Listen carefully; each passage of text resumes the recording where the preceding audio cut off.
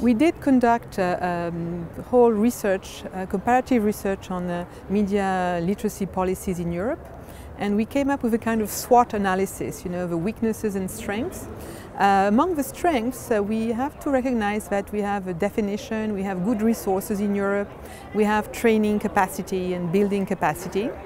But among the weaknesses, we have evaluation and funding, which is a lack of clear funding and lack of researched, independent evaluation of the different courses and programs we have, as well as the good practices that we have.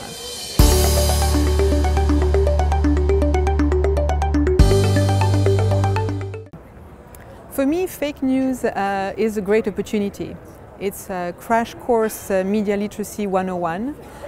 It's a great opportunity because it suddenly touches absolutely everybody in the population, everybody feels concerned, and as a result it brings the need for media literacy to the fore and the legitimacy of media literacy to the fore. It's also, for me, something that is going to last, that is a sign of information disorders of different kinds that are going to arrive, and that really enables us to move media literacy as we knew it in the pre-digital era into media literacy as we want it as a first 20th century skills.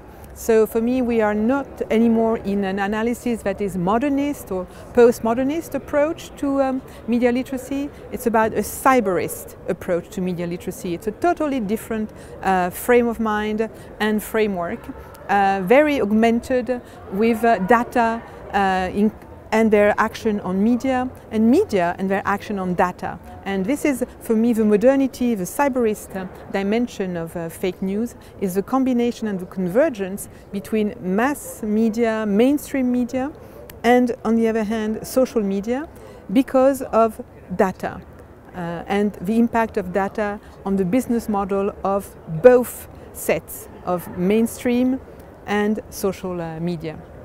So it's a great opportunity.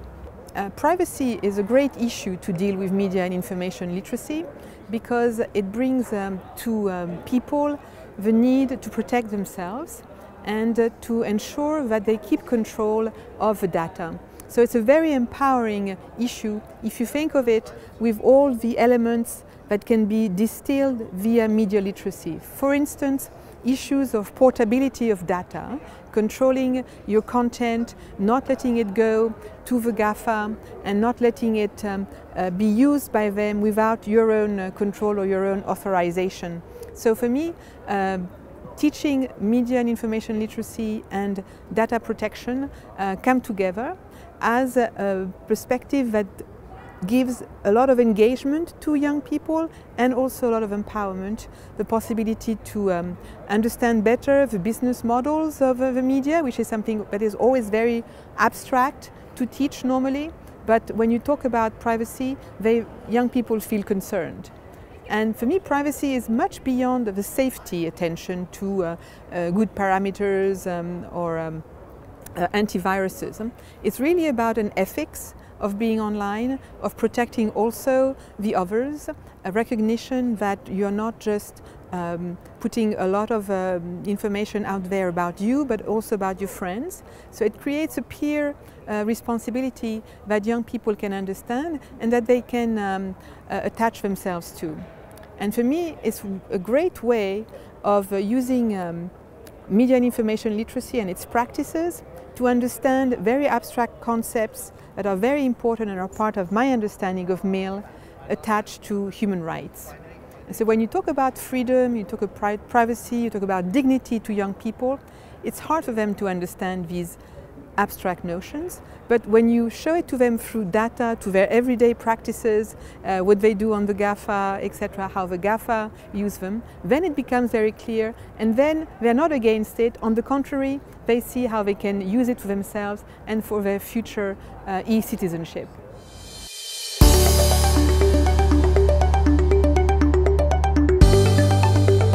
One of the problems with media and information literacy when it is proposed and suggested by the GAFA, as they say that now that they can do media and information literacy, is that they're substituting themselves to a public good, which is our schools. And so we have to be very careful about this informal, online, self-taught tutorials on media and information literacy, news literacy, visual literacy. Because it's only in the schools over the 12 years of education that there can be a sustained and durable and holistic approach to media and information literacy. So we have to empower the teachers and we have to train them. It's one of our weaknesses at the moment in Europe that media and information literacy is done in other disciplines, in the mother tongue, in history, and teachers think it's easy, it can be improvised, it's part of what they already know how to do. I maintain that we need a discipline of media and information literacy, but it has to have its own set of competences. These competences have to have their own indicators for evaluation. I am even proposing to go as far as including media and information literacy competences in the PISA evaluations so that they are taken as part of a core curriculum of the basics that have to be taught to young people. Because I think it's the only way that this is going to happen at the national level, that we are going to scale up in each country in Europe and across Europe and across the other continents. There's an emergency at the moment about media and information literacy, but it cannot be used to privatize education. It cannot be the sweet pill to swallow the garbage that is now happening and the lack of regulation of the media and the GAFA. So it has to be enshrined in the school systems because that ensures fairness and well-being across all our young people, all the generations of them, from preschool to the end of their formal education.